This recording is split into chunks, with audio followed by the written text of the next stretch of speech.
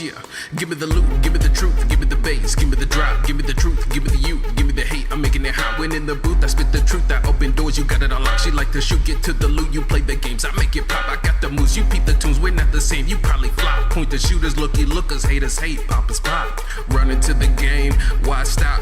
It'd be a shame that I'm not on top. She said, Dame, you're my favorite, cause when you play this, the haters, they see me working, but I'm making play and then they ate it. I really hate it, I really hate it, I hate it. They tried to play us, I know they hate us, but they faking. I spit it straight in, I'm never chasing. She love it, she measure taped it, but never taped it. She bugging, she peep the greatness, she know who Dame is, she love it. I have to say this, mommy, hold up, let me tell you something. Let's not play favorites, baby. Let's not play favorites, baby, baby. Let's not play favorites, baby.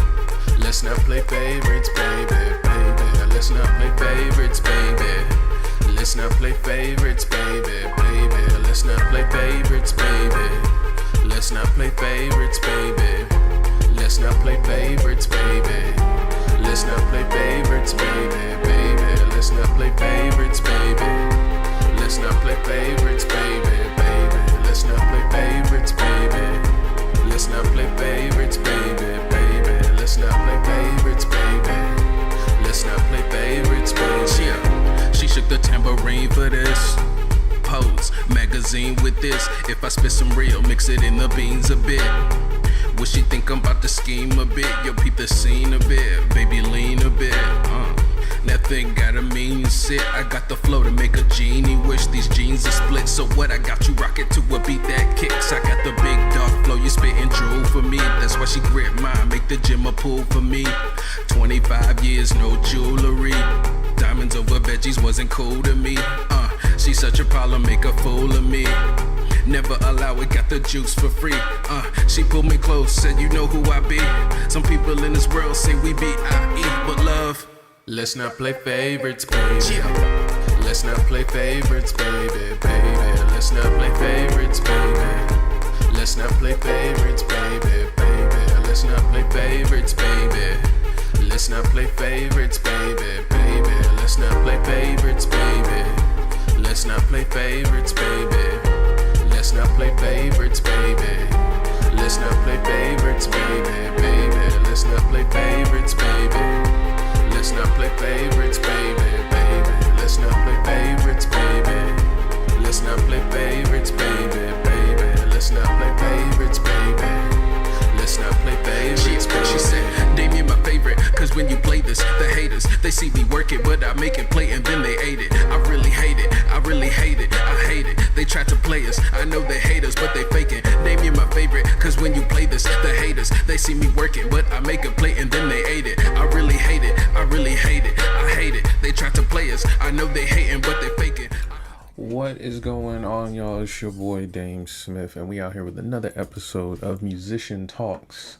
And so today we're going to be covering how the global market for, I guess you can say, entertainment in general is actually shifting, and many more places are becoming independent pillars in the entertainment realm. So if this is an interesting conversation for you, make sure you hit the like button and also subscribe. That way you can let people know that this is a dope conversation, and you can also catch my latest live streams and anything else that I'm working on here on this channel. So like I said, we're worrying about a lot of what the global market is being shaped like, and global media and entertainment, I guess you can say the economy of global media and entertainment is shifting in that the world is no longer relying on America to be the influence of, let's say, what a movie or a music video looks like, right?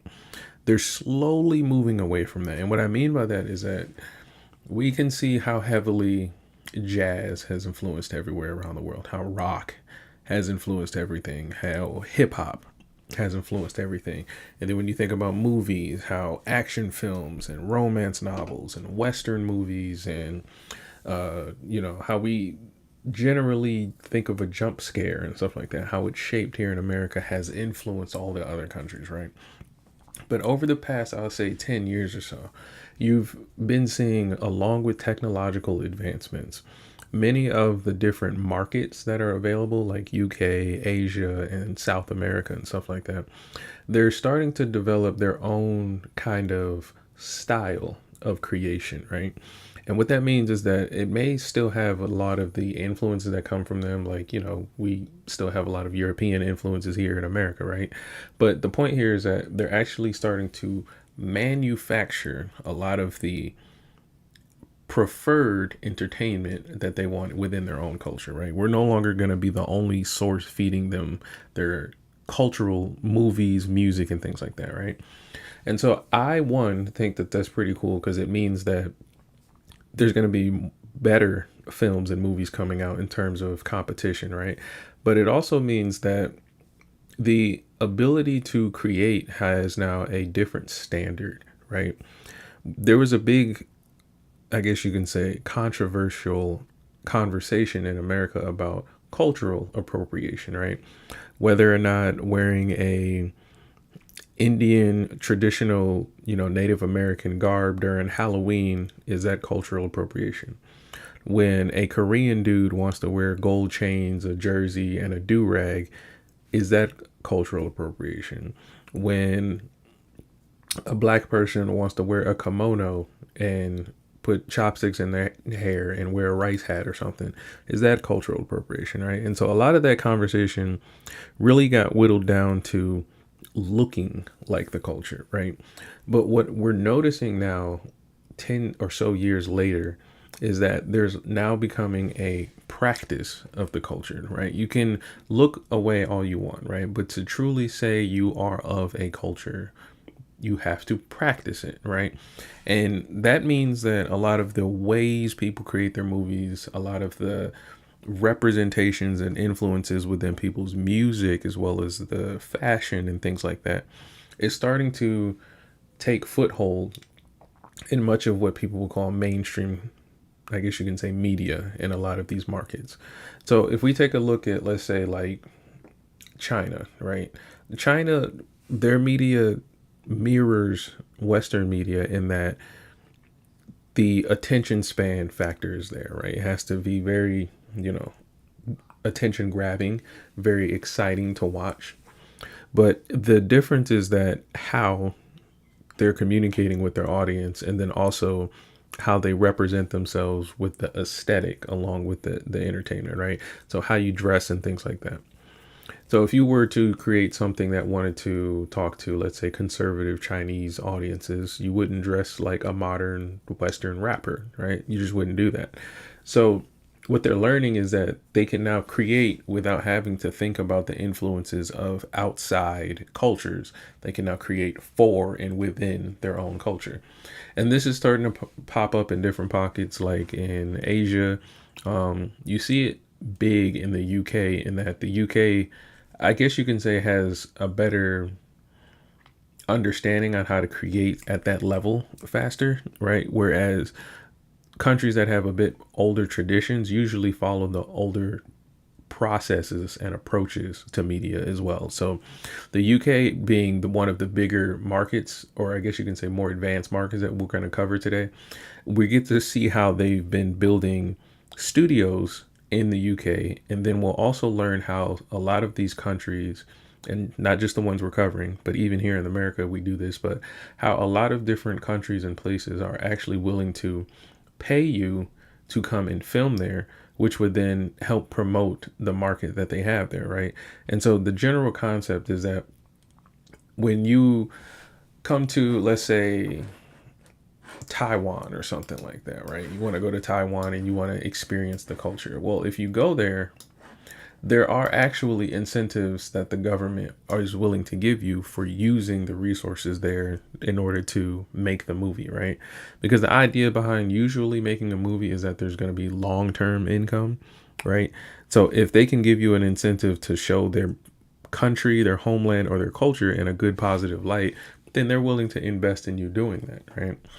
So some of the places that do it are really, really, I guess you can say, generous, and they give a lot of incentive to do this. So one of the places is Malaysia, and they're backed by a $76.5 million funding renewal over a 5-year span via the FINAS, and it's the National Film Development Corporation over there that's helping them kind of do some of these government rebates and stuff like that, right? And so it offers a 30% cash rebate on qualifying local and foreign production expenditures.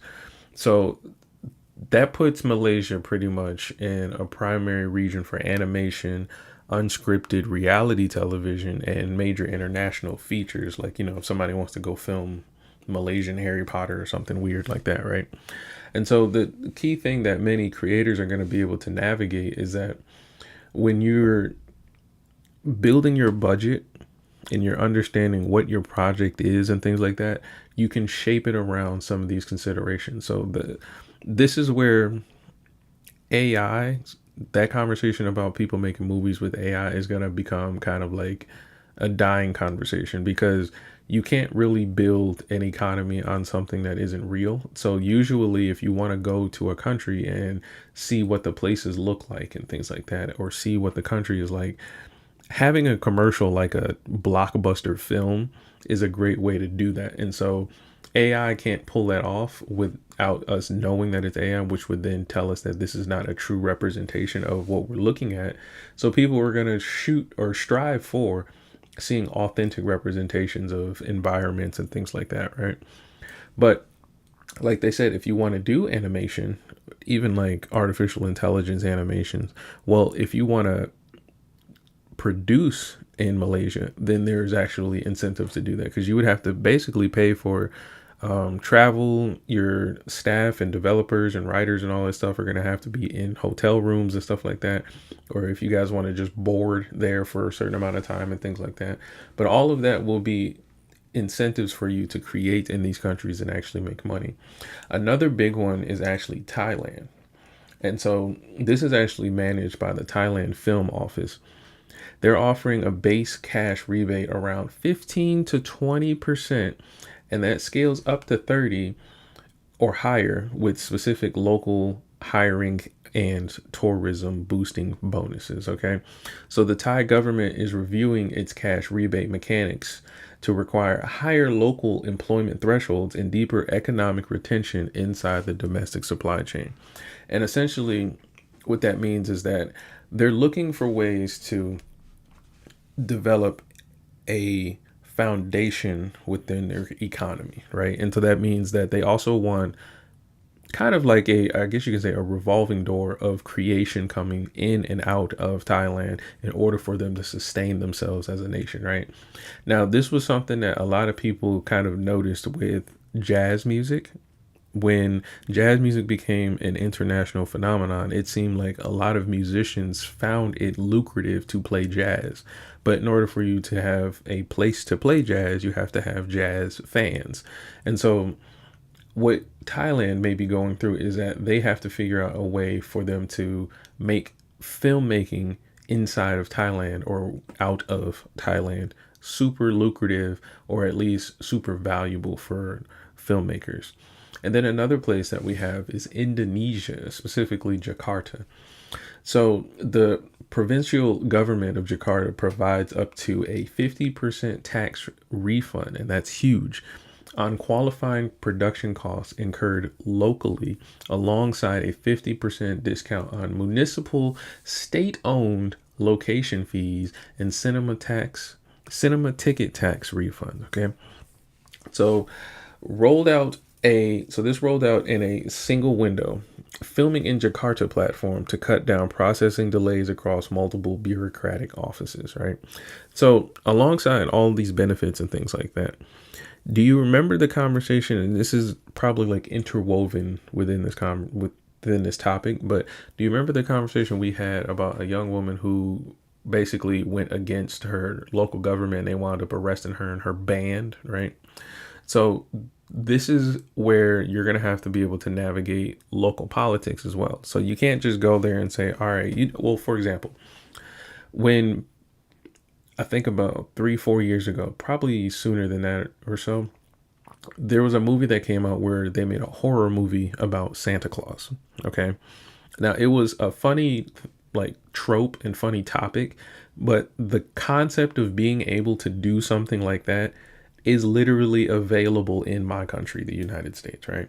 So if you want to go to a country like, let's say, Japan, and you want to take something that's culturally relevant to them and then flip it on its head for your creative appetite, be very careful about how that represents their government and how that's going to basically have to be handled by their government if you want to take advantage of these benefits and these incentives, right? So these aren't things like how you can just get a discount in the United States, like a coupon, and you can just go to the store and say, well, the coupon says this. Like, you can say that, but culturally it has to kind of go in line with everything that makes sense. So it has to benefit them. And I also have to, generally like what you have to say when you put it out, right? Over here, we have freedom of speech and all that cool stuff, right? So the basic concept behind this is that it's a cash rebate or incentive. And it just means that the government refunds part of the money a production company spends in that country. So when a movie crew visits, they pay for local hotels. They'll hire local crew members, buy food, and rent equipment. This boosts the local economy. And if a movie studio spends about $1 million in, let's say, Malaysia specifically, local staff, hotels, rentals, and all of that, the Malaysian government will give them about 30% back. You remember the percentage, right? So that'll be, if you spent $1 million, about $300,000 back. So then if we think about Thailand's percentages, where it was 15 to 30 for your money back, they give a bigger discount if the movie hires a lot of Thai workers or shows off Thai tourist spots. So if you're helping them get more business in general, they're willing to go from that 15% probably up to 30, right? And there's probably numbers and thresholds like, percentages and also tax benefits and stuff like that that comes with it, right? The city of Jakarta, though, in Indonesia, they give a huge refund, and we talked about the 50% that they give, right? And that's on local filming. So they also cut the price of renting city-owned locations in half and made it much faster to get filming permits. And so for a lot of people who want to film in Jakarta, that seems like a great deal, right? You're going to be able to do a lot of the things you wish you could do and get kickbacks as long as you're almost in a way immersing yourself in the culture throughout your filmmaking process, right? And that's why you see a lot of people when they go to Europe and you see these real time, I guess you can say, or what is it, historical fiction pieces and things like that. They're hiring like local actors and actresses and using studios and props and things like that of that area, maybe like real landscape that's been taken care of for hundreds of years probably, just so you can film your little blockbuster film about a vampire that bangs a girl while her husband doesn't know or something, right? Just so you can film that story. That's why you have access to all of these big things. So don't think like all these films are just, or these studios are just going out there crafting all of the special effects and prosthetics that you see. A lot of it has been here for years. Here in America, it's the same. So each state can do this. So if you go to LA and you want to show off the cool parts of Los Angeles or maybe a cool landmark or something like that, you can get rebates and kickbacks for filming there and showing the area in a good light, especially if it is a blockbuster film, right? So where you film matters. That's why you usually see Chicago, you usually see Detroit, you'll see a New York, and obviously LA. Atlanta probably started doing that. Florida is a big one. So when you see all of these movies like Fast and Furious coming out, they're not picking like random Midwestern small towns because they have like scenic locations that they can manage and there's no people around. No. It's all down to money. It's all down to budgets, all right? Even when it comes down to like how the temperature and sunlight and all that affects the film and all that stuff, it all comes down to budget, right? So you'll see some great films that they'll tell you it's set in Texas, but then they'll be filming in California. So just know that to be the case a lot of times, right? So today we're actually going to look at what some of the markets are doing to take initiative to get a part of this, and then we're going to deep dive a little bit more into these rebates, and then we'll look at how the UK is actually taking advantage of these I guess you can say this new independence, as I would like to call it, in manufacturing, right? And so what we're going to look at first is Alibaba. How many of you have heard of Alibaba? Well, Alibaba is now getting into the AI music scene, and they've released what they call is Happy Shrimp 1.0. Yes, Happy Shrimp, right? And it's an AI music generation model that transforms your prompts into complete vocal and instrumental tracks, right? So this is Alibaba. This isn't even like a quote unquote major record label doing this now. So like I said, people who aren't even musicians are able to get into this. We talked about this months ago. We're seeing just engineers and software developers getting their hands into the music pot as far as things are concerned here, right? So on one hand, Happy Shrimp demonstrates a localized demand for domestic music production, partnering directly with China's Taihei Music Group. I hope I said that right, for artist co-creation. So that's where the record labels are actually playing a role within this, right? So the Taihei Music Group is licensing out probably the music that they own out to Happy Shrimp in order for them to be able to use their AI engines and create music probably at a low price, right? So the influence that we'll see though, and this is what I mean by the Western market having influence on everybody, right? The model's technical race mirrors the US's generative AI powerhouses like Suno and Udio. And these things, like its underlying genre mapping, relies heavily on Western originated global templates. So these would be like pop, hip hop, R&B, soul, rock, and funk, alongside the domestic Chinese style. So what is traditional Chinese music? Like, what is that really? Like, if you were to think about American, I don't know, AI generated music, you would think of the genres I just named, like funk music, pop music, maybe some Whitney Houston R&B style, some orchestral Western music, you know, with the trumpets and stuff going, maybe even some marches, right? And then when you think of, let's say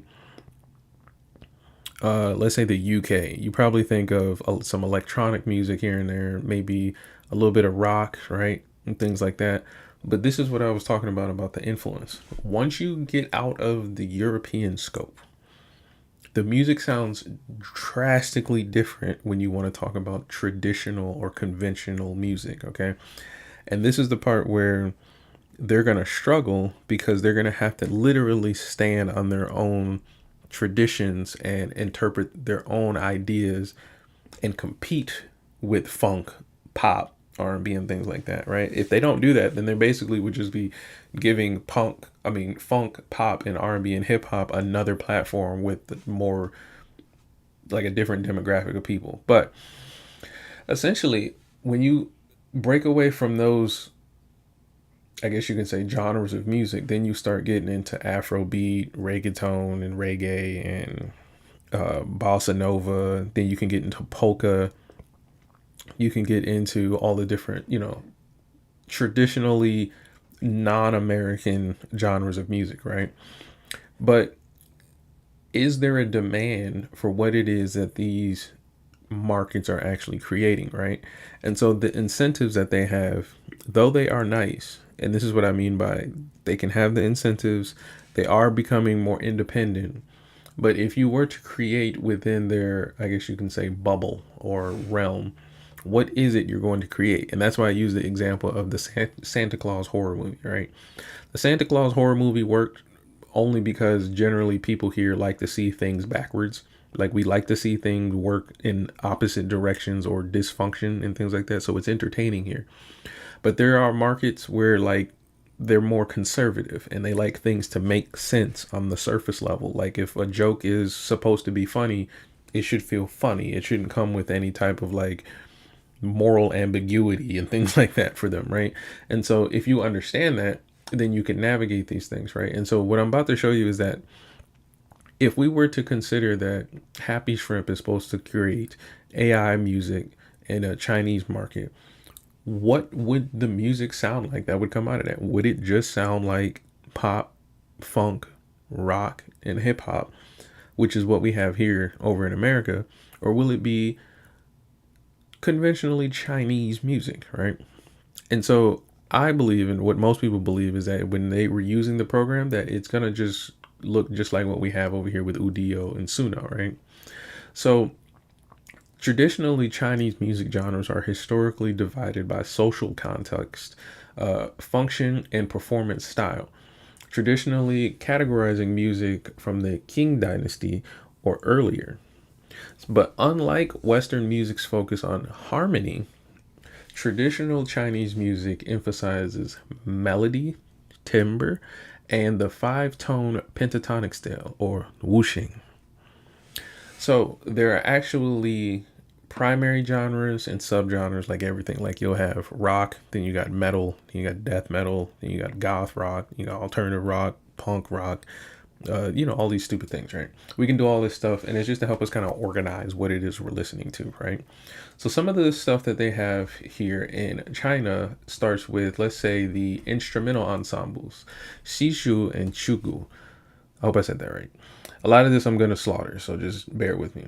But we have here Zhang Xishu, which is silk and bamboo music, originating from Jiangnan region, and this improvisational genre uses stringed instruments like the eru or the pipa, which is silk alongside bamboo flutes like the dizi. It is light, expressive, and traditionally played in tea houses. So that is probably the most traditional music you probably have heard when you think of like traditional Chinese music. And again, we're exploring this so we can think about what this Happy Shrimp AI would generally be creating, right? Because it is supposed to stand alone in its own market. And I want you to think about that as we go into how these countries are actually developing their own markets, right? So if you go to, let's say, South Asia, what would the music and movies sound like, right? Does it sound and look anything like you would enjoy, or is it completely different? Because it is completely different. Another style of music we have is Shugo, which is wind and percussion music, or luogo, a loud, festive genre utilizing the suona or shuam, gongs, and drums. It is standard for Han, traditional weddings, funerals, and village festivals. Another style of music is Guangdong music, a subset of Cantonese instrumental music featuring upbeat melodic regional tunes. So all of these types of music are going to be generally the ones you want to focus on learning if you plan on creating in China, because if you can understand this at like almost a master's level, being able to interweave your own culture into this is going to be easier, right? But then when we think about creating films in China, there's actually theatrical music and operatic music. We have that here in America. You see it in Europe as well. You see it really all over the world, especially anywhere that has like choirs and chorals and stuff like that. Choruses, whatever they're called, right? But we have the Kangku opera.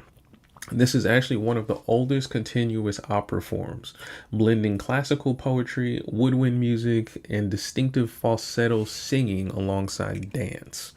Then we have the Peking opera in Beijing, a dramatic genre combining speech, singing, acrobatics, and combat, heavily reliant on the jingzhu, the fiddle, and percussion. So jingzhu is just a kind of fiddle, right?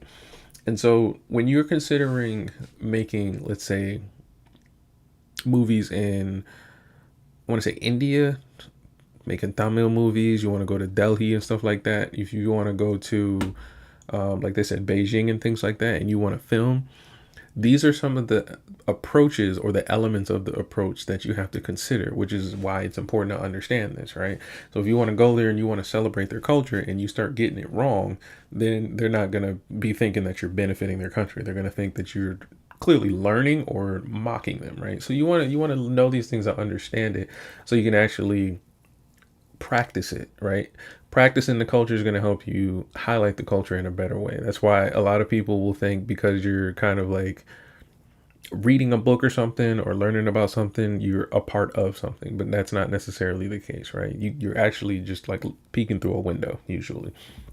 And then they also have narrative singing and folk songs, right? So we have the shuxiang or shuoxiang, a genre combining speech and song, such as Kuai Ban, which is rhythmic talking with bamboo clappers, or Zishu Pingtan.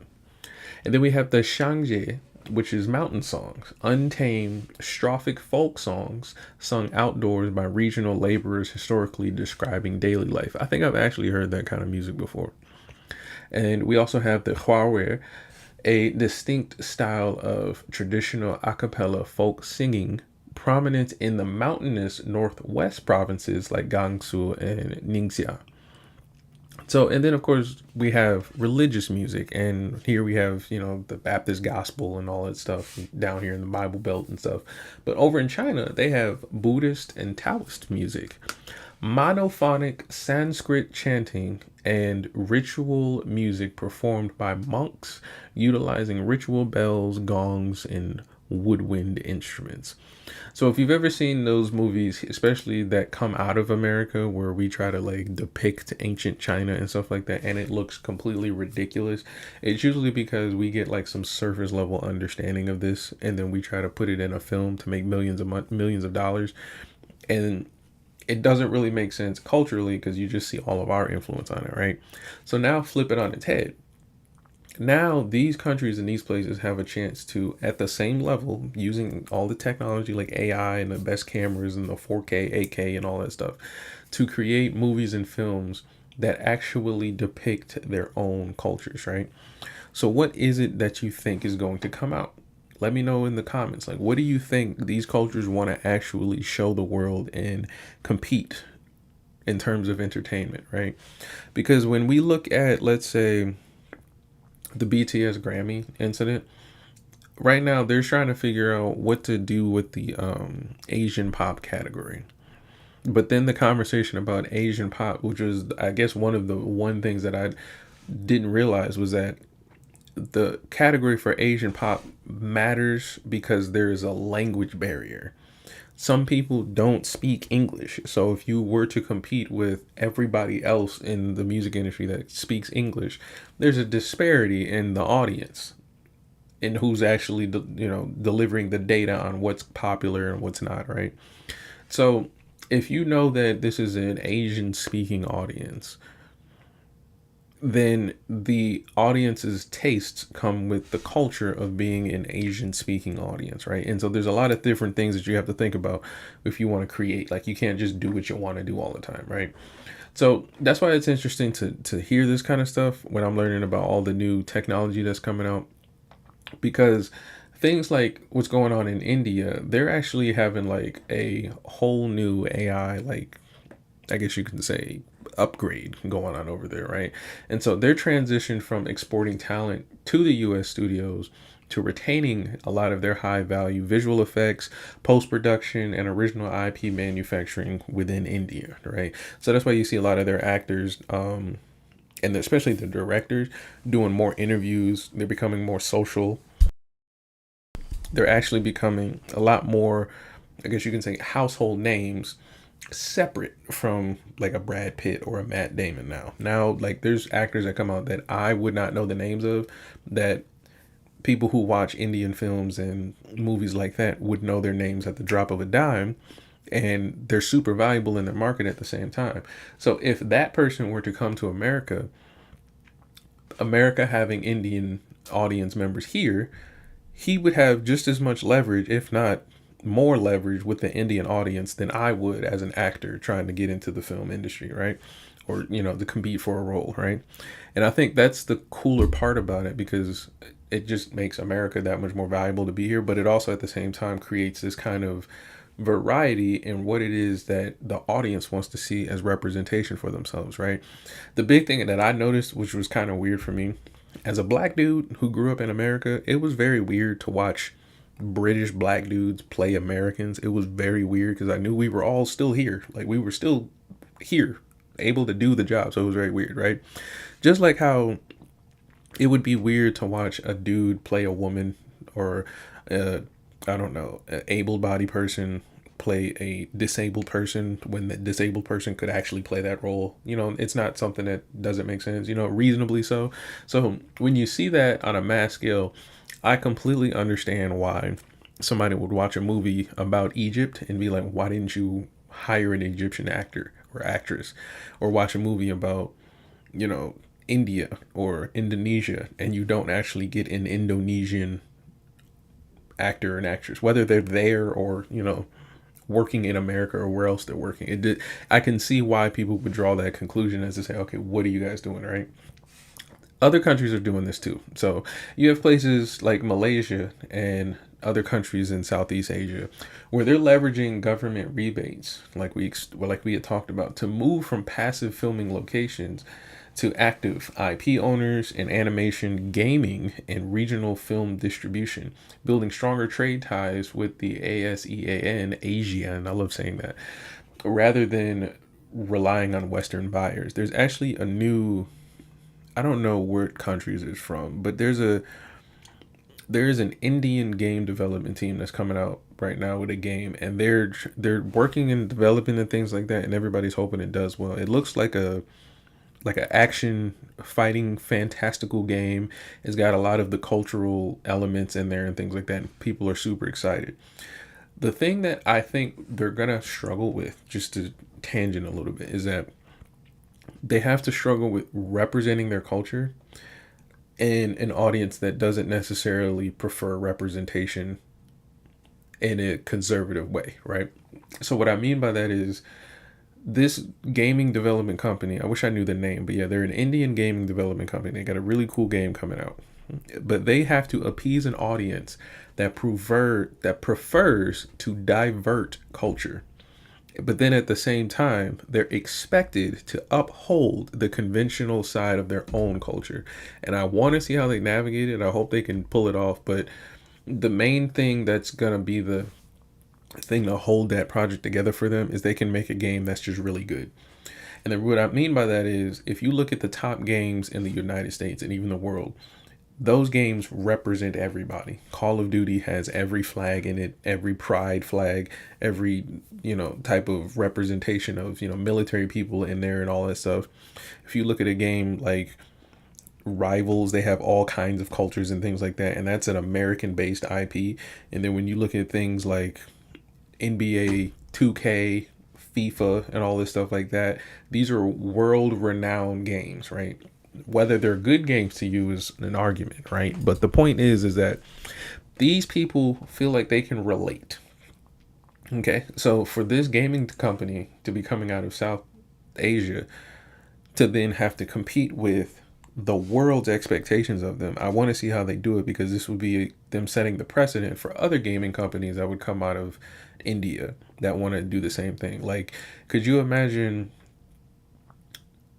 just like how we have FIFA or NBA 2K, could you imagine a kabaddi game, like where you can actually build your players and things like that? That would be insane. But it's a thing that I think a lot of people don't think about, because we all have like just ideas like, oh, I want to see a kind of movie, and then we just hope somebody does it, until you actually try to create. And this is what this whole premise of Musician Talks is about. It's bridging the gap between how fans actually understand what the creation process is, so we can actually invest in what we like together. That's the whole point of bringing this all together, right? So even in the UK, you're seeing more independent studios coming together, and we're going to take a look at one of the big ones that popped up recently today. So Post-Brexit, if you guys remember Brexit, let me know in the chat if you know anything about Brexit. So Post-Brexit, economic positioning has pushed the UK to scale independent film, TV, and tax credits, and build state-of-the-art studio facilities like the Shinfield studio, Sunset Studios in the UK, right? And so a lot of UK creators are leaning heavily into direct-to-audience digital infrastructure to bypass traditional Hollywood greenlights.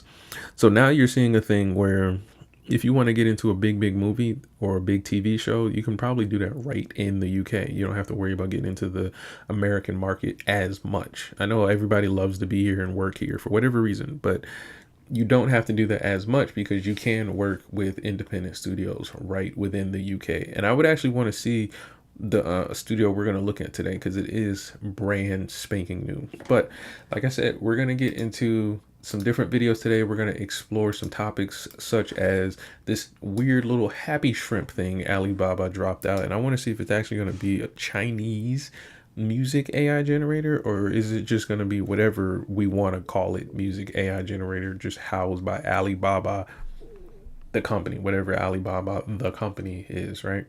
So let's get into it. And I want to know what you guys think in the chat. Let's go. What is up, dudes? This is of course Aprilia, and today we're going to be looking into a brand new AI music generator called Happy Shrimp, which is part of the Alibaba family, which consists of Happy Horse, the video generator, Happy Oyster, the 3D world generator, and now, like literally 9 hours ago, they dropped out the Happy Shrimp AI music generator. And this comes out at a pretty interesting time, as a lot of people are kind of leaving out from Suno, as they are changing a lot of their terms of service, adding download limits. They are getting lawsuits all around the world. They've just lost in Germany recently, and there are a lot of active lawsuits going on in America. Some of them have been dismissed though, but there's a lot of people who are kind of sick and tired of the new terms of service and download limits, and do you actually own your songs, and these kind of like weird changes that have been going around Suno. So now might be a good shot to actually look into an actual alternative. There is also, of course, Seed Audio 1.0, which I probably might still do a video on, even though it has been out for a while now, but it's like a hidden gem in my opinion. But let's talk about Happy Shrimp. So first and foremost, this is very affordable, so you can get into low as $5 into the subscription. So this is half the price what basically is with Suno. Right now, you can also actually join in and get like 320 credits. That gets you like 5 songs basically. So you can try out the model and see the actual results yourself. There's like a 2-minute waiting queue per track, which is a bit higher than it is in like Seed Audio or Suno, for example. So that is a bit of a downside that I want to say out of the bat. And then obviously on the other subscriptions, you're gonna getting priority queue, WAV download instead of MP3, and commercial use on the monthly plan. And once again, Did he call that a VOV download? That's funny. I think that's a wave download, right? Wouldn't that be wave? But do you see the type? Yeah, it is wave. Do you see the type of? He said VOV. The downsides that he's pointing out. A 2-minute wait time. Like, I want you to think how long it would take you to write a song. Not even just record a song, just write a song. Fuck recording it and getting it on the Spotify, just writing it. He said a 2-minute wait time is downtime, is a downside compared to Suno. $5 is very low, and early access to new models and features. And basically, the Pro model just gives you more. And then there's, of course, Year, which gives you even more discounts. So this is a very affordable model. Well, let's actually now go into the results. So I've done multiple different tests over here. So let's kind of listen to some of these songs first.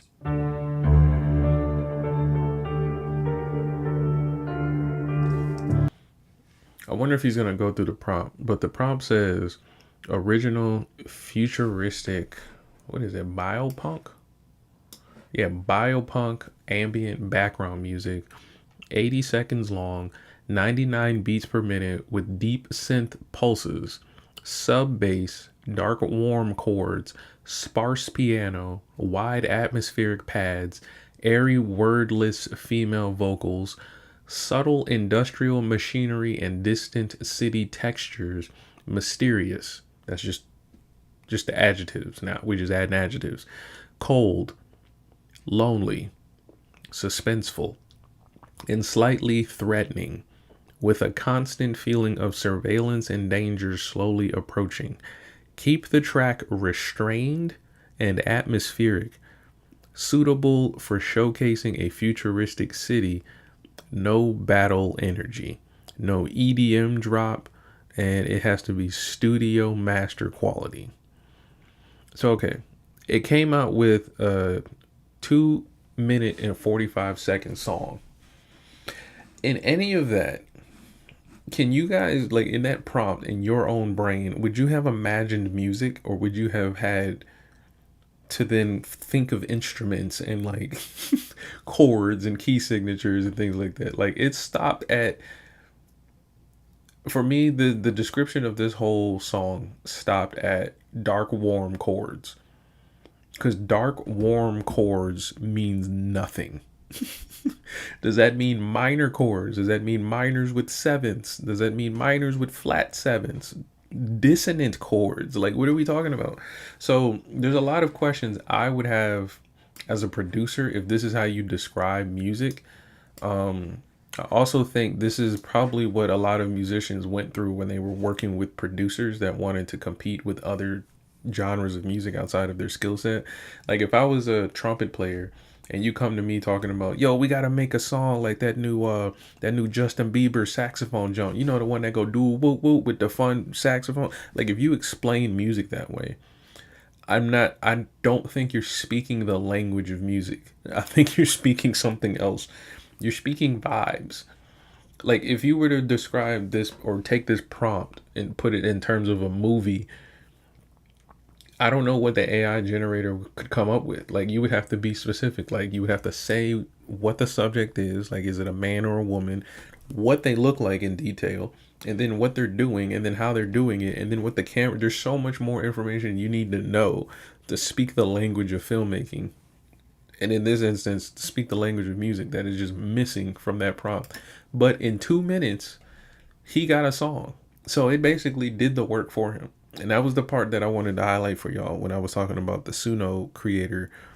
He didn't like making music. Like, learning that language of music, he didn't like that. So he skipped that part. He made the machine do it. Now, if we put this in the hands of China and the Chinese market and the Chinese fan base, what will they come up with? Are they going to use words like atmospheric and, you know what I'm saying, dark and moody and stuff like that? Are they going to use silk and bamboo music? What are they going to do?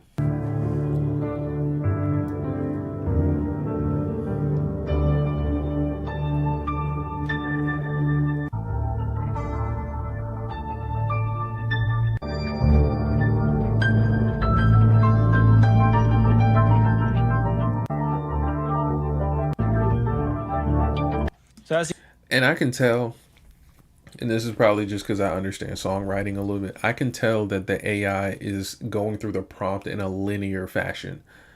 It started out with the, what it'd say, pulsing synths. You could hear the boom, boom, boom. And then when the sparse piano kicked in, it didn't know what to play. So it just started making up things and using the word sparse. It thought it meant every other half note play something, just something, right? And it didn't know if it should play a melody, a counter melody. It didn't know if it should play chords. It didn't know anything, right? Because the quote unquote dark warm chord aren't played by a piano because you were told to play sparse piano.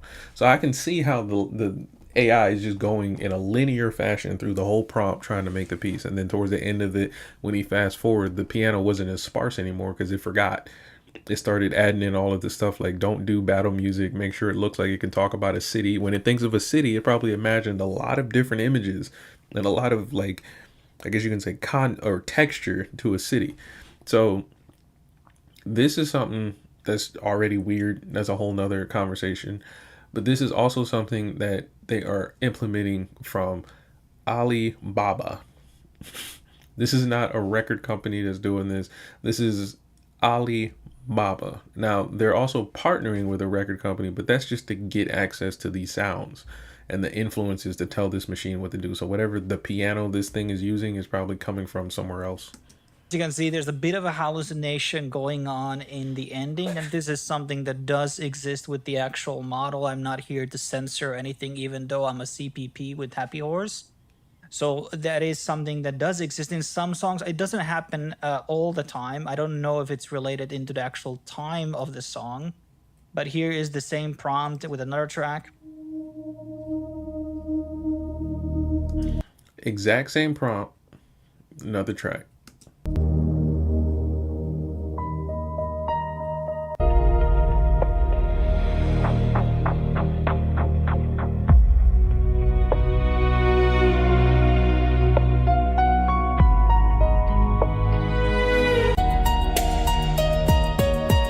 Okay, so all right, how many of you can see Law and Order in your face right now, in your head right now? How many of you just seen Bones?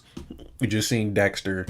Like, this is what I mean. Like, if this is supposed to be Chinese AI, this is straight up American daytime television background music right here. I don't know what y'all think y'all gonna create with this, but that was just straight up. That was just Bones. That's all that was. That was the intro scene to Law and Order SVU theme song music. Like, that's all that was. So a bit better results in my opinion on this track. And it does follow somewhat of the songs kind of closely here. Some of the results didn't end up being maybe as good as I wanted them to be.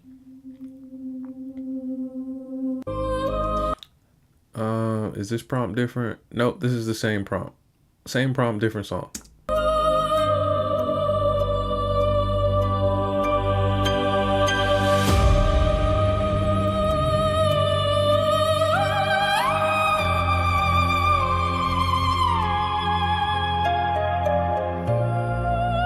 So that was very beautiful in my opinion. So this was a Okay, before we go forward, and this is what I mean, on a side note, about you guys really don't care about whether a real musician entertains you.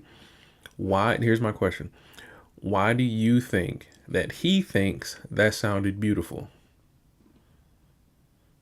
Because when I heard that, it sounded inhuman. Like, I know what a 19-year-old white woman singing in a choir operatic music would sound like, and for her to hit that jump like that so fiercely sounded like it hurt. It sounded painful. So when you hear that and he's like, wow, that sounds beautiful, I don't know why he said that outside of it just doing what he imagines it to be. So the reason that's important to point out is because if we talked about the rebates in these countries and you go there, quote unquote, hallucinating their culture, it can be pretty bad. Like, it's gonna look cringy, right? And so you see it a lot when, like I said, over here, we'll try to depict other countries' culture and it'll be like kind of like ugly or something like that. We always depict like the worst parts of it. I see that when I see Asian rappers dressed like Puerto Ricans in New York. Like, that's how I feel. It's like, whoa, that's not how you would dress in your grandparents' house. I don't know why you look like this, right? But it's because that's what they think it is. That, you know, that's what they think is the performance of being a rapper, right? So for this guy here, the performance of being a singer, an operatic singer with sparse, wordless female vocals, as his prompt says, this makes sense.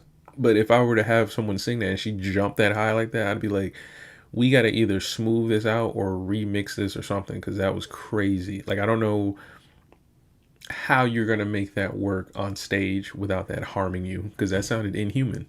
first track where I actually had lyrics. So once you actually post in, let's say something, you have the option to obviously go instrumental. And then you can do smart lyrics like in Suno. It basically just generates you random lyrics, which is very good. And then obviously can you go customized lyrics as well. I also tried out some copyrighted words. I tried to recreate a Kingdom Hearts song. It didn't really come out very close, but there's nothing really that you can add in the text apparently, like artist name or anything like that, that would basically flag it and disqualify it or stop the prompt. Whoa. I think he just put like a massive prompt into this, y'all. Let me read it real quick. Yeah, this is crazy. This is funny. There's very basic music theory being used here, but we're gonna listen to what it came up with. But just I'm gonna read a little bit of the prompt here because it looked like it was like a 5-6 paragraph prompt that I think he probably generated with AI, looking at how it was written. There's like random capitalizations. It's not flowing in like a sentence form like you would describe something. Some of the paragraphs are literally just adjectives. So okay, so I'm assuming he's trying to describe the entire track, right? Beginning, middle, and end. So here in the middle, he says, around the middle, briefly reduce the arrangement back to piano, cello, and distant choir, creating a moment of emotional emptiness before the final escalation. What do you think that means? Like, if you were sitting in the orchestra, what did your director just tell you to do? So basically, all we know is that you just want the piano, cello, and the choir to play, but distant choir just means fewer members, certain ranges, certain octaves. Is it the sopranos? Is it the basses? Like, who is singing, right? And that when you guys do that, you're supposed to create a moment of emotional emptiness. So what do you do with your trumpet? Your trumpet's playing, or I'm sorry, your cello's playing. What do you do to create the moment of emotional emptiness before the final escalation? You see what I'm saying? What is the AI supposed to do with that information? And then rebuild layer by layer. What does that mean? Accelerating piano figures. What does that mean? Rising string sequences. You can kind of guess what that means. That just means you might be rising through the scales. But are you going through the scales in a certain mode? Like music theory talk here. Like, are we going through Aeolian, Phrygian? What mode do you want me to just rise through the string sequences, or is there a certain melodic format we've already placed? And then also he wants to add broad horn lines. So trumpets, I want you to play broad horn lines. What does that even mean? And then the broad horn lines have low brass accents. So that means the loud notes that you come up with out of your horn from whatever point of your preference is just going to have low brass helping you do that. I don't know what the hell that means. Also, I want you to add in harp flourishes. I'm literally reading his prompt to you guys. Like, this is craziness. Harp flourishes. So for some reason in the key signature, I guess, a harp is just going to just glissando. I'm just going to say on the and of 4 to lead into the downbeat. I guess that's probably the most logical thing the AI is going to do. It's going to glissando into the downbeat of 1. Shimmering bells. It's just going to be they're just going to be shimmering. We don't know if they're playing eighth notes. We don't know if they're playing the melody and just accenting the high notes of the melody. We don't know what's going on. There's also timpani. Again, just timpani and a subtle wordless choir. Just another group of people just emoting voice out of their head. So that's just that first paragraph there. There's more. Like, I'm gonna skip that next paragraph because it generally does the same thing where he's just describing instruments with adjectives. And then the last paragraph just says avoid heavy rock, EDM, aggressive electronic bass, or oversized Hollywood action percussion. The emotion should come primarily from piano, strings, orchestral development, and melodic tension. Keep the sound elegant, dreamlike, bittersweet, magical, tragic, and deeply nostalgic. What the hell does that mean? Like, I can see how studio musicians would be struggling with this. If you were a producer and you think this is how you describe music, like this is the language of music, this is not it. This is word jargon. This is nothing. This is just fluff. This is nothing. This means nothing. Like, all of this could be solved with sheet music. If this dude knew how to read sheet music, you could say all of the things he's trying to say and don't have to know how to play the instrument. You can literally just understand the instrument and how to just write the sheet music. And I guarantee you there's an AI engine that could just read the sheet music and just play the instruments how you want them to do.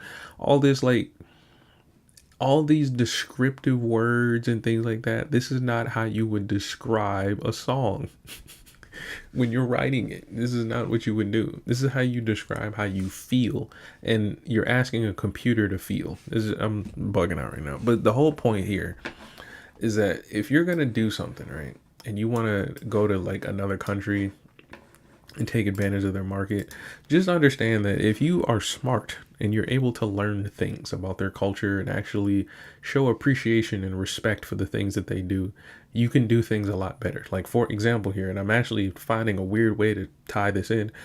This particular is an example. This video right here we're looking at is a particular example of how if you don't know how to speak the language of music, you won't know how to make music, right? So a lot of what he's trying to do isn't anything that he's trying to do. Like, he's literally just throwing stuff on the wall and hoping it satisfies. Like, this is not music creation, like, even in the slightest. Now, it can be. I'm pretty sure if we put this in the right hands of somebody, you will see somebody using this in a way better way. But if this is what we're up against in terms of other markets, other people entering the music industry, then I can see how this is going to be cream rises to the top kind of conversation. Like I was saying, I think 2 weeks ago, where I was saying the major film studios getting their hands on AI, they're going to be the ones that you guys are going to watch most of the AI films from, because they're going to know how to make blockbuster films best. Us to-be film directors ain't really going to do nothing if this is how we're going to make music. Like, that don't even make sense.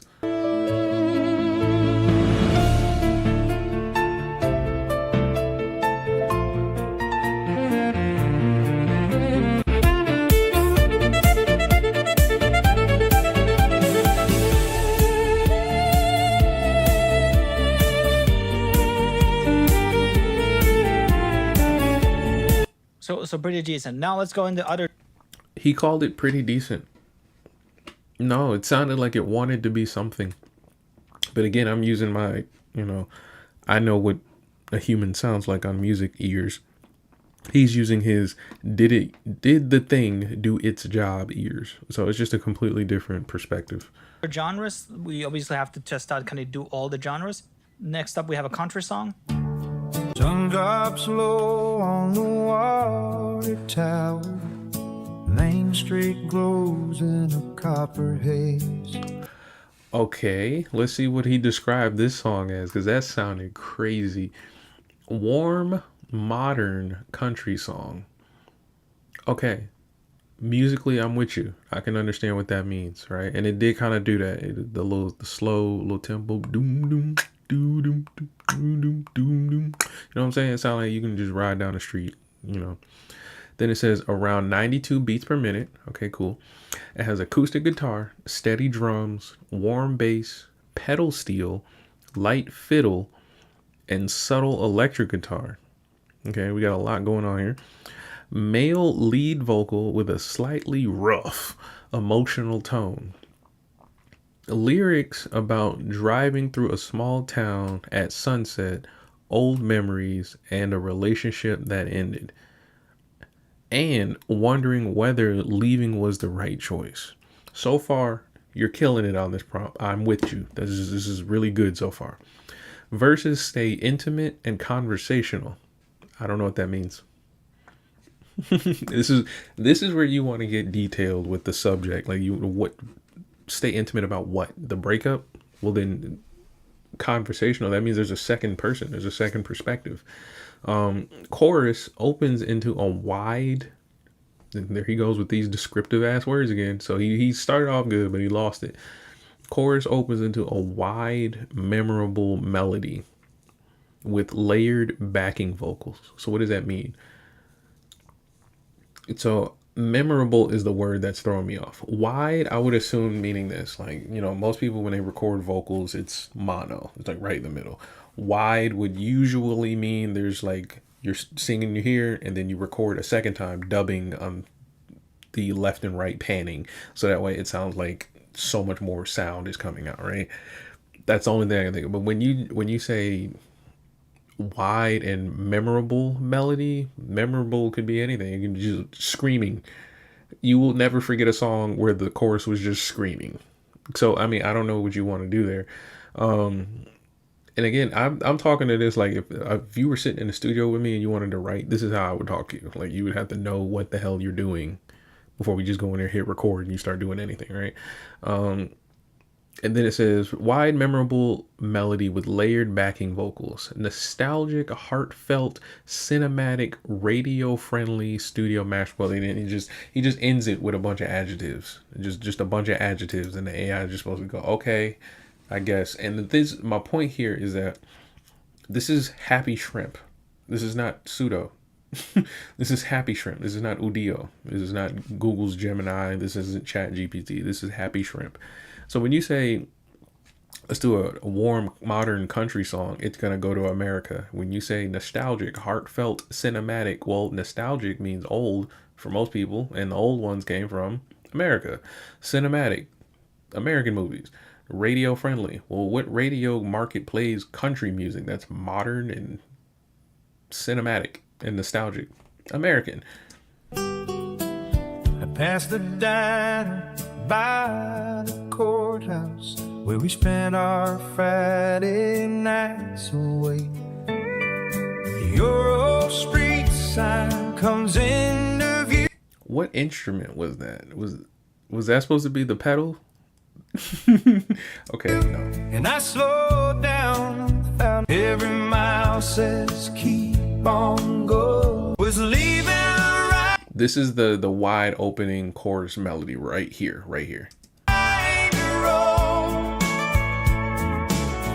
Or did I leave you behind?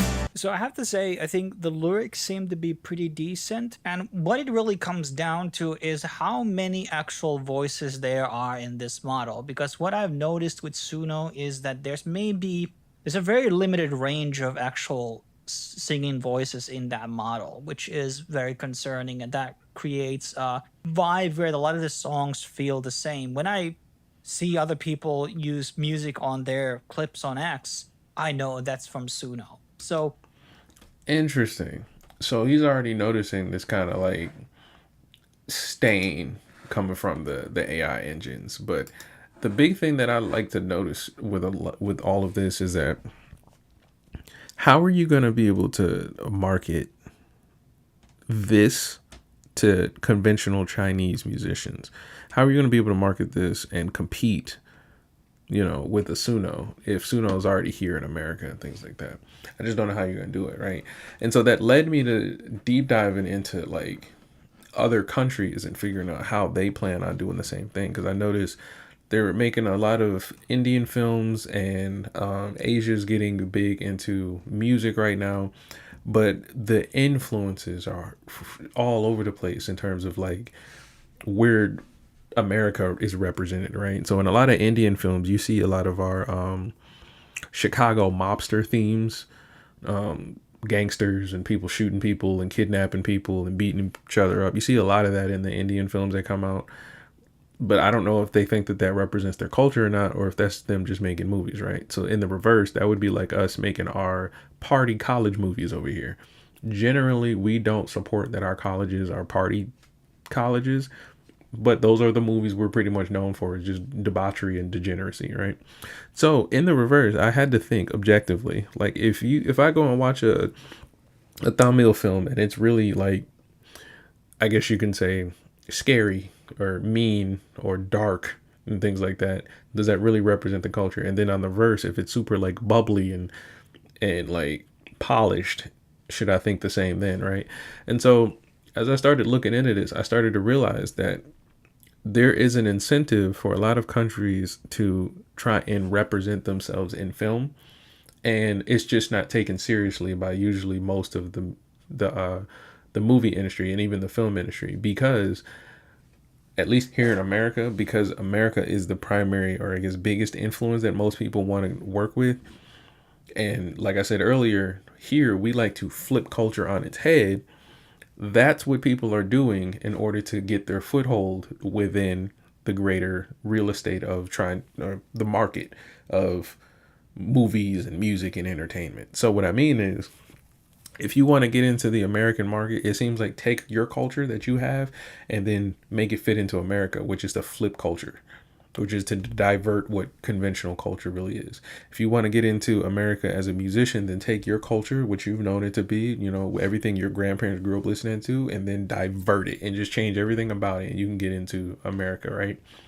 And so it begged the question, at least for me, when I learned that, was like, okay, so if that's the case, then why do so many people want to bring their culture into entertainment? Why are so many people trying to say, I want representation, I want to see myself in quote unquote the Grammys or in movies or on TV and stuff like that? But then when you give it to them, it doesn't look like their culture. It doesn't represent anything. Well, a lot of it comes down to the incentive. There is really no incentive to a lot of writers, directors, and actors and actresses to uphold the conventional standards of their culture, because they would prefer the money, or they would prefer the notoriety or the opportunity of being a quote unquote big timer, right? And I only say that because this would not be true in my opinion, if you knew as an actor and actress, you can have some kind of foothold in the industry. It seems that there's more of a we need to do what we need to do to get the gig attitude instead of this is what I'm working on and this is what I have to say attitude, which is more of a creator's attitude if you were to ask me. So now that we're seeing the leverage lean more independently onto these countries, what is it that they're doing with their culture, right? And so let's understand a little bit more of how they can actually leverage their culture as an incentive for more people to actually embrace, learn, and immerse themselves into the culture. What are tax credits, rebates, or government incentives for film productions? Why should you give a scheisse? And how can you leverage them to finance your movie or save money on your movie? See, I've been a filmmaker and a media producer in LA for the better part of 15 years now, and the details of film financing, well, it's just something I wish I would have learned a lot sooner. I've always been confused by legal and finance language, so I shied away from it. But once you familiarize yourself with these things, it's actually quite manageable. And now that I know a thing or two, just from having made a couple of films and I'm developing right now with a friend of mine, well, I regret not having informed myself on this stuff sooner. I always relied on other producers that I knew, or I would hire out and rely on other people to handle this stuff. But when I dug in, I noticed that most people just regurgitate what they've maybe heard from others, like that broken telephone game that you played as a kid. And that kind of means that the information that you get at the end of it, potentially how your movie's actually being structured and so forth, could be incomplete or just flat out wrong. Okay, so here is where I usually find people that don't want to have the conversation. Like usually this is where people tune out, right? Like if I talk to somebody who's like, man, I want to get into film and stuff like that, and I'd be like, cool, what's your plan for investing in yourself and your studio? And if it only goes as far as getting the movie done, then I can tell that I'm talking to somebody that has a bit of a learning curve when it comes to what they can do with their power, right? And that's not a knock against them. Some people just prefer to just make movies. They don't want to have to think about all of this other stuff, right? Like you said, you can just pay people to do that. But then it begs the question about, well, then you can't then do the advocation for, oh, I want to be represented, or where's my people at, or how come I don't see movies that do things that I like to see and stuff like that, right? You have to start participating in the market because clearly nobody's doing what you like, right? And so that was where I was when it came to music and movies and stuff like that, right? Thank goodness for YouTube and that I can kind of like find content creators, but there was a time where like I just wasn't watching movies and TV shows because I felt like every TV show that was coming out had something in it that didn't have anything to do with the movie or the TV show. That was a complete turnoff, right? And so for me, I was like, instead of waiting on you guys to go to school and get your music degrees or actually get some inspiration that actually entices me, I'll just create what I want to create. And that was music. And then a lot of times I do films and stuff like that I want to do on my own. So these things are what led me to start participating, but it also led me to understand essentially what he understood was that if you learn this stuff faster, you have a lot more leverage because most people do not want to know this stuff. Most people do not want to have to deal with this stuff, right? It's like playing video games on hard mode, right? So now that we're here and we're trying to understand this part, like I said, most people will clock out. You're going to start to realize that many of your favorite movies, when you've seen certain actors and actresses on the casting and stuff like that, were there for a reason. They weren't there because somebody, walked up a script to them and it was like, do you like this script? Would you want to be in the movie? No, there's politics, organizations, and certain affiliations and associations that come together for you to get the entertainment that you want, right?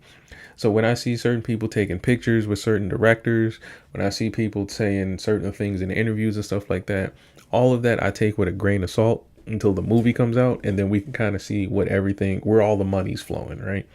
And so people are going to say a lot of things like they starred in this, they casted in that, they wrote in this, they worked on this, they did that. But until you get everything all said and done, it's not really going to matter, right? We see it a lot with albums that come out. People will be like, yeah, my new album's coming out. Buy my album. And then when the album drops, you learn that he's actually signed 4 different ways, and all the money that you've been putting towards the album sales and the pre-orders weren't actually going towards him. He just had a quota to meet or he'd be fired. So if you don't know that as a fan, watching movies is great. It's fun. It's awesome. You thought Marvels was just doing their thing. You thought, everything was kosher and cool. But if you learn this stuff as a movie producer, you start to see like the games that are being played. So, in today's video, I'm going to laser in on a specific, commonly misunderstood, but critical, maybe kind of boring for you, but worth sticking around for. You're looking at the length of this video and you're thinking, oh geez. Believe me, it'll take you a lot longer to go find this out and research it yourself. So you're saving time here. It's a critical part of film financing, and it's important that you understand it. And it's also misunderstood. So at the end, I'm going to tell you how this might not always be the right thing to do. They're called incentives. And I'm going to do my best, of course, and within the confines of my pea-brain ability, to explain how they work in plain English so that you can use them to your benefit without being confused by a bunch of terms that make people feel smart, but actually don't really mean that much. So that in your next film production or with your next project, you're always going to be able to think about this and incorporate it. I'm also going to share a couple of resources with you that you can use right away to educate yourself further or see what's available, in what states and so forth. So, by the way, this doesn't matter if you're doing a micro-budget film for almost no money or 50 grand or whatnot, or a $60 million action adventure. These incentives are things that you should understand, know about, and implement when and where it makes sense to. And this even goes for musicians and music videos. The biggest, I guess, the one that I can think of off the top of my head was when Top Dog Entertainment did To Pimp a Butterfly. A lot of those music videos showed Compton in a really good light, showed California in a really good light, and they had some really monumental scenes shot there. And if you were there in real time watching the videos and stuff like that, people were talking about so much other things than the actual music video and how this stuff works.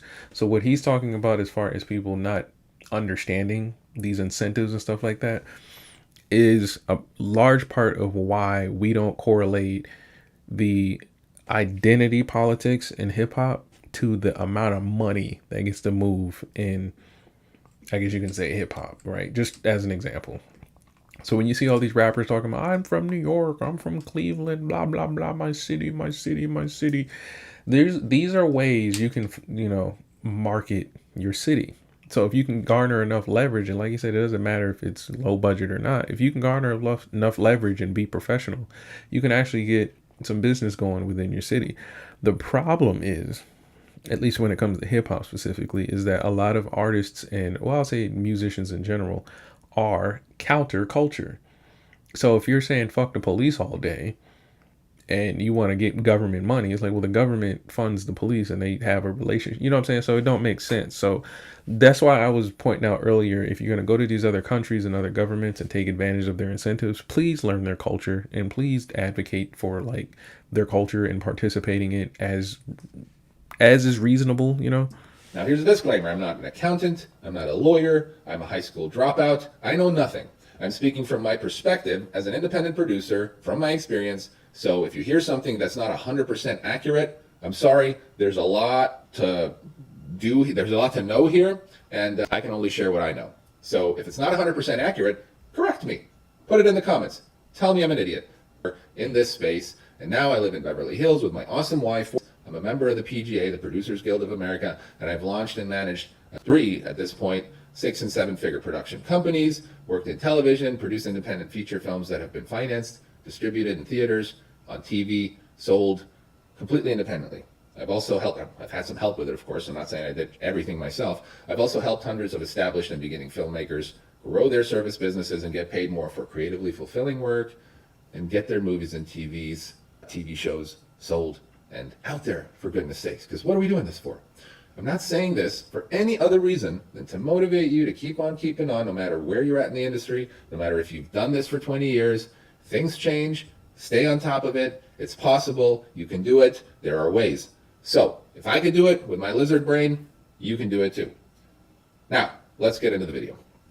By the way, do the whole YouTube thing, like, subscribe, share. And again, if you have a question, if you hear something that I'm not covering correctly, comment below and let me know what you would like to know about and how I was wrong. So, what's an incentive in plain English? Well, in a nutshell, an incentive is like a reward that the government gives you for making your movie in their state. So, you're a filmmaker, and you have a movie, Bro got the stick and figures. here's a little camera, and then here is Texas. Yep, that's Texas. And they want you to go there, and they give you a reward, a financial reward. And that could be savings, that could be rebate. Well, we'll get into that stuff. So they're basically saying, come play here, and we'll give you some cookies. So why do they do it? Well, it stimulates the local economy, of course. Locals get hired. People who come in from out of town spend money there. It supports businesses in the area, so it's not just the production about the area. They, like I said, say it about the area. They, like I said, say it hotels, and you know, sometimes there's even a promotional thing. You know, the state logo might end up on your movie if you take advantage of certain things. So it's a bit of an economy booster. It's a blanket term, so incentives is a blanket term. Let me just write down incentives. That's horrible. Let me try this. Try this again. I don't know how to write.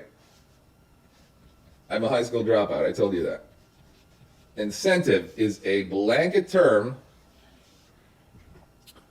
for several different kinds of these cookies, if you will, that states dish out. They vary from state to state and country to country, actually, by the way. So this is not just a U.S. thing. The type of incentive that they offer is usually tied to the resources that the state has available. There are usually what called annual caps, so there's a limit to what the state can give out. So, and it also depends on what kinds of projects that they're trying to support, and if they're trying to promote their own state for certain things. So some incentives are better for really small movies, some are better for kind of culturally involved or diverse films, and some are better for bigger movies.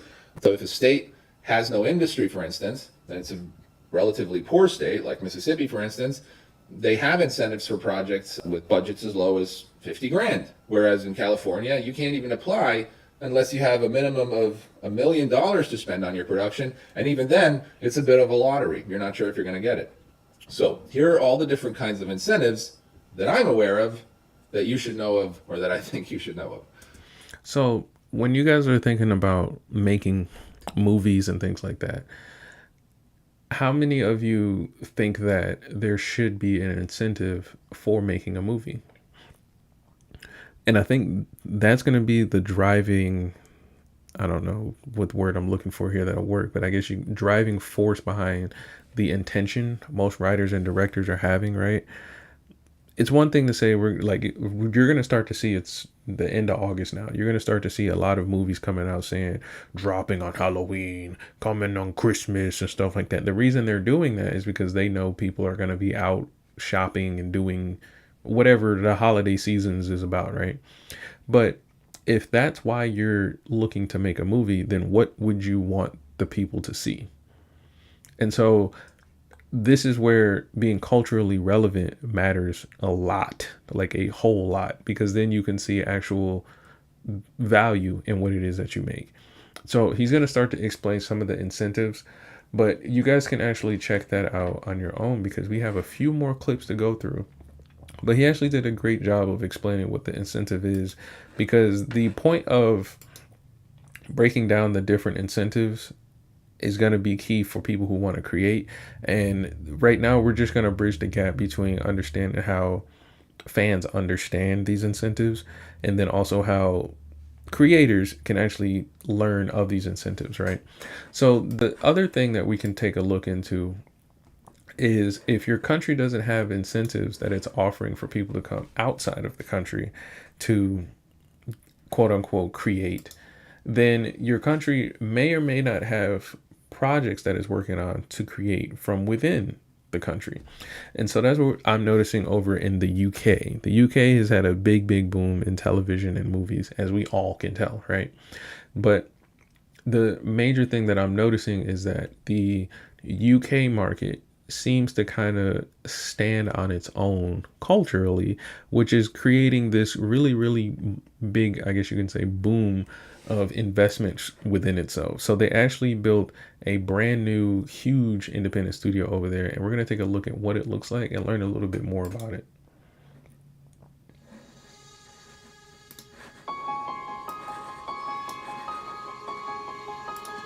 So this is Shinfield Studios. and I believe this is 30 miles away from London. And over here, this actually they just finished this. I don't know how recently, but they just finished building this. And this was actually a project that most people were trying to work on in order just to kind of get a little bit more of a foothold within the industry and things like that. Like they wanted to make sure the UK had a home for basically all of their actors and understanding the benefit of being a manufacturer instead of always trying to outsource everything. So it's located on University of Reading in the own site, and it's near the village of Shinfield. And it's a growing hub and is currently hosting the British Museum with a natural history museum laboratory under construction. So it started being built in 2020, and then it recently just finished, like I said, in about, I want to say 2024. Yeah, the whole site completed fully in about 2024. And so the studio has worked alongside the University of Reading and the British Film Institute to help develop the Screen Berkshire training program there. And the studio was shortlisted for Studio of the Year for the 2025 Global Production Awards. On the 26th of June last year, Shinfield Studio successfully secured a £250 million refinancing package with the Apollo Global Management as the new lender. So you're seeing all these investments and all these job opportunities coming from them literally building this studio and this facility, right? So let's actually dive a little bit into the details of the facility itself. So occupying a site of nearly 1.8 million square feet and costing approximately 250 million pounds, like we said, it showcases 18 climate-controlled, soundproofed sound stages covering a total area of 649,000 square footage. Additionally, there is a large 9-acre back 1,000 square feet, with two of the biggest sound stages in the UK at 41,000 square feet, each with a height of 30, finishing up Tomb Raider, the television series there. And so for, like I said, a lot of people who are going to be experiencing this new studio, this is going to be state of the art, but it's also going to be setting the precedent for future investments coming into the UK.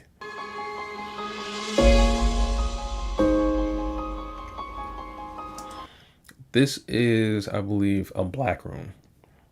Awesome rooms. I've seen these when I was in marching band, and then outside of marching band, when you're working with like music videos and stuff like that, this is where a lot of the dancers and stuff like that, you'll see like 17 like Amazon vixens walking around, floating around the room and stuff like that, or you'll see like a full-on stage production happening in this room. And this is so that you can get like pure sound, pure lighting and all that stuff, and understand what's really going to happen with rehearsals.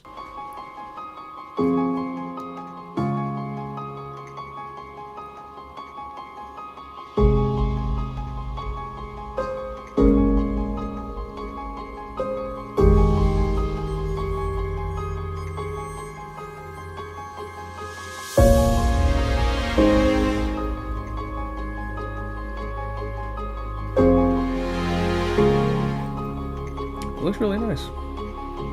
Clean.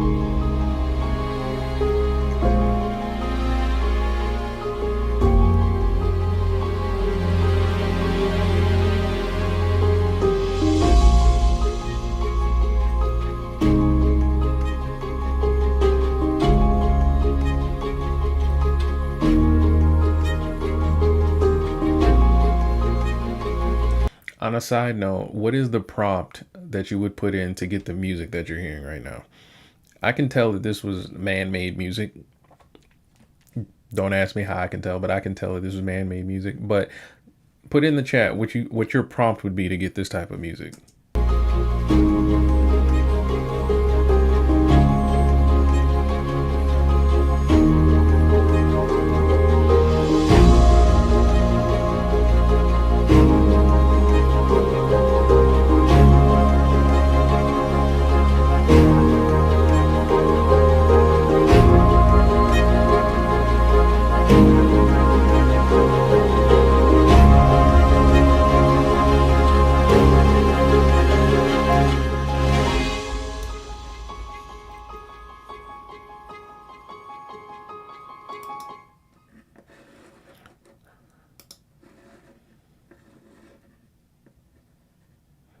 So yeah, I think a lot of what what I've learned, right? And what the main thing is that I want to drive home with this video is what I've learned is that a successful musician is usually going to be the one that can invest into the project the most, right? So if you're the person that can make sure things are going to be successful, navigate this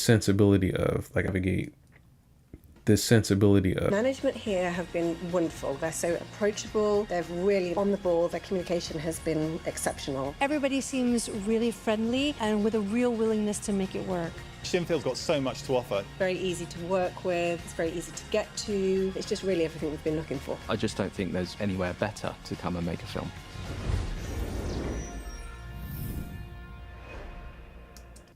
So yeah, that's Shinfield Studios. And so this whole conversation is going to be very beneficial for you guys that are trying to get into entertainment in general. But if you plan on being independent and if you plan on being a worldwide act, right?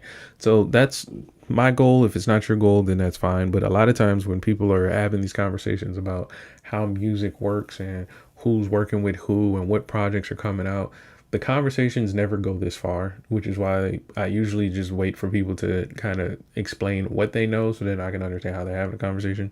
So now that we know that generally your next blockbuster film that you're going to want to go see may actually be funded by 2, 3, 4, 5, 6, 7 angel investors that have a quote unquote outcome that they desire, then this may shape how you understand what makes a good film, what makes a popular film or a good album or a popular album.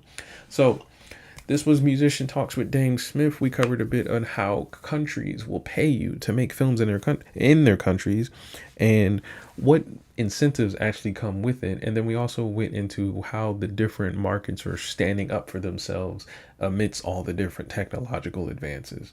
But I will see you guys in the next episode, and I'm out. Peace.